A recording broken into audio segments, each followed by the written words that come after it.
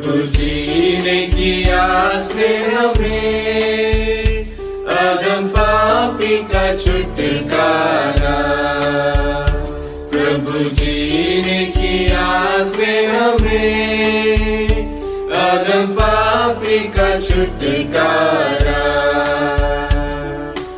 एक लौटे को पाप निवारण के लिए तूने अवनी में दिया, भेज दिया उस क्रूस को सहने, यही है स्तुति के योग्य।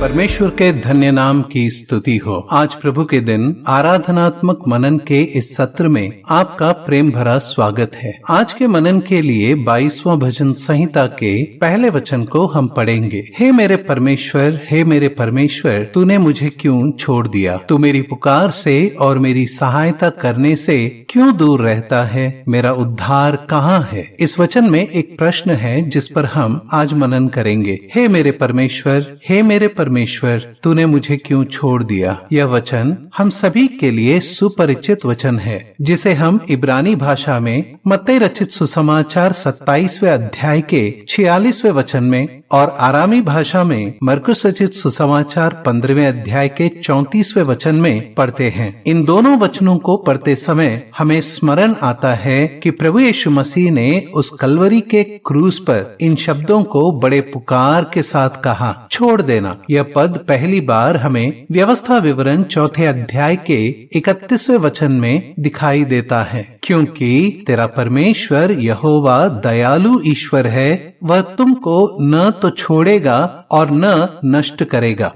इस पद में छोड़ देने का अर्थ ढिलाई बरतना है। एक बेटा जो अपने पिताजी की उंगली को पकड़कर चलना सीख रहा है, उसकी पकड़ जब ढीली हो जाए तब वह गिरने लगता है। पिता उसे पकड़ने का प्रयास करता है और यदि उसे समय पर न पकड़ पाए तो वह बेटा गिर पड़ेगा। पिताजी जब बेटे को पकड़ने का प्रयास कर रहे थे तब जो ढिलाई उनके पकड़ में थी, यही एक अर्थ छोड़ देने का है। इसी प्रकार व्यवस्था विवरण के 31वें अध्याय के 6वें वचन में हम पढ़ते हैं, तू हियाव बांध और दृढ़ हो, उनसे न डर और न भयभीत हो, क्योंकि तेरे संग चलने वाला तेरा परमेश्वर यहोवा है। वह तुझको धोखा न देगा और न छोड़ेगा। इस वचन में छोड़ देना, इस पद का अर्थ त्याग देना या छोड़कर चले जाना या फिर अपना मुख छुपा लेना, फेर लेना। पहला वचन मूर्ति पूजा से दूर रहने और परमेश्वर के प्रति समर्पित रहने के संबंध में परमेश्वर का वचन इस्राएल के लिए है कि वह उनकी सुरक्षा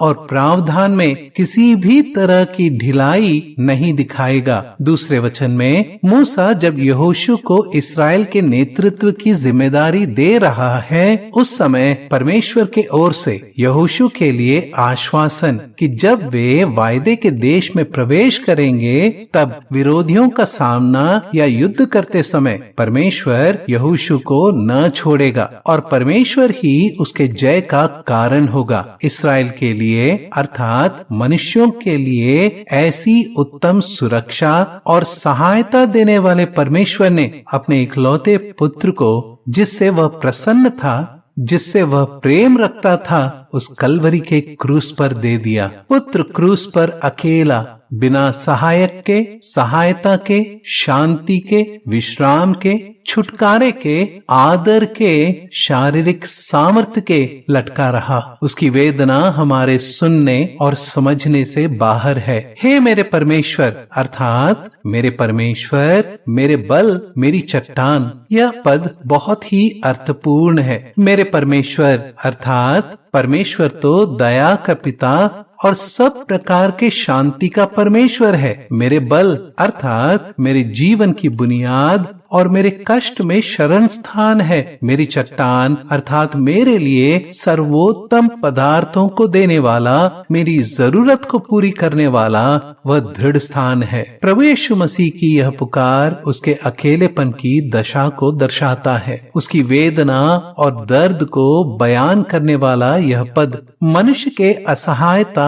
और आशाहीनता को भी दर्शाता है। मनुष्य जो जन्म से पापी और कर्म से महापापी है, जब वह परमेश्वर के न्याय का और वह दंड जो उसके सहने से बाहर है उसका सामना करेगा, तब यदि वह परमेश्वर से सहायता की तलाश करे तो बहुत देर हो चुकी होगी। जैसे कैन ने परमेश्वर से कहा, मेरा यह दंड मेरे सहने से बाहर है और मैं तेरी दृष्टि की आड़ में रहूंगा। हर एक मनुष्य जब सच्चे न्यायी परमेश्वर से दंड पाएगा तो वह यही कहेगा। इस भयानक भविष्य से हमें बचाने के लिए ही प्रभु यीशु मसीह उस क्रूस पर हमारे लिए पाप बलि ठहरा। वह जो पाप से अज्ञात था, पाप नहीं जानता था, पाप नहीं किया था, उसके स्वभाव में पाप नहीं था, वही हमारे लिए पाप अर्थात पाप बलि ठहरा। क्रूस पर हमारे पापों के बोझ को उठाए, हमारे बदले हमारा दंड सह लिया। कोई भी मनुष्य अपने ही पापों का बोझ उठा नहीं सकता है। ऐसा बड़ा बोझ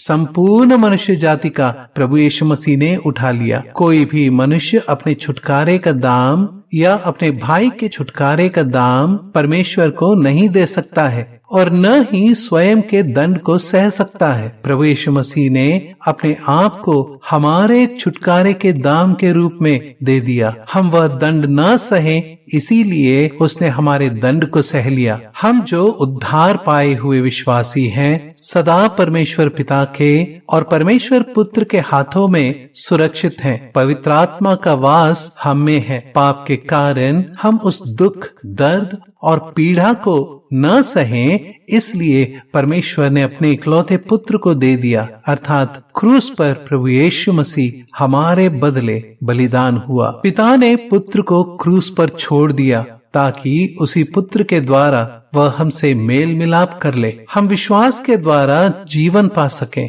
हम उसके साथ जिलाए जाकर स्वर्गीय स्थानों में बैठाए जा सकें। जो पिता की गोद में था, उस पुत्र को परमेश्वर ने हमारे लिए छोड़ दिया ताकि पुत्र हमें परमेश्वर के सन्मुख सदा के लिए पवित्र और निर्दोष प्रस्तुत करे। पुत्र ने कहा ताकि हम कभी न कह सकें, हे मेरे परमेश्वर, हे मेरे परमेश्वर, तूने मुझे क्यों छोड़ दिया। इतना ही नहीं, जिस मनुष्य ने प्रभु को स्वीकार नहीं किया है, वह जब परमेश्वर के न्याय का सामना करेगा तब वह नहीं कह सकता है, हे मेरे परमेश्वर, हे मेरे परमेश्वर, तूने मुझे क्यों छोड़ दिया, क्योंकि प्रभु यीशु मसीह ने उसके भी पापों का दंड सह लिया। सच्चे न्यायी परमेश्वर के दंड को भोगते समय परमेश्वर के द्वारा दिए गए उद्धार के मार्ग का इनकार करने के कारण वह दंड को सहेगा, परंतु अपने असहायता को बयान नहीं कर सकेगा। इतना ही नहीं, प्रभु यीशु मसीह के इस पुकार में उसके निर्दोष और निष्पाप होने के सत्य को प्रकट किया गया हम देख सकते हैं। पाप के कारण ही मनुष्य और परमेश्वर के बीच अलगाव है और मनुष्य के पाप के कारण ही वह परमेश्वर से अलगाव को सह लिया और कहा, हे मेरे परमेश्वर, हे मेरे परमेश्वर, तूने मुझे क्यों छोड़ दिया। आइए प्रियो, उस पुत्र को पिता के सामने सराहें जिसने हमारे लिए उस क्रूस पर मृत्यु को सह लिया। पवित्र आत्मा के अगुवाई में दाऊद ने अपने दुख को बयान करने के लिए लिखा जो एक भविष्यवाणी थी, परंतु प्रभु यीशु मसीह में उस दुख का साक्षात्कार हुआ है। आइए प्रियो, पिता के सामने उस पुत्र को ऊंचा उठाएं और उसे चूमें, उसकी हम आराधना करें। देखो देखो परमेश्वर का मेमना क्रूस पर, उस क्रूस पर बहाया बहुमूल्य लहू अपना, क्रूस पर, उस क्रूस पर। सुनो उसकी दुख भरी पुकार, एली एली लामा सबक्तनी। देखो उद्धारकर्ता के मृत्यु को क्रूस पर, क्रूस पर। मेरे परमेश्वर, मेरे परमेश्वर, मेरे परमेश्वर, मेरे परमेश्वर, तूने मुझे क्यों छोड़ दिया है।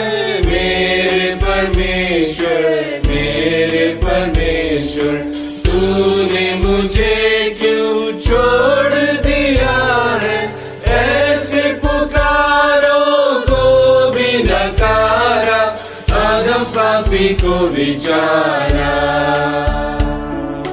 अधम पापी को विचारा। प्रभु जी ने किया से हमें अधम पापी का छुटकारा।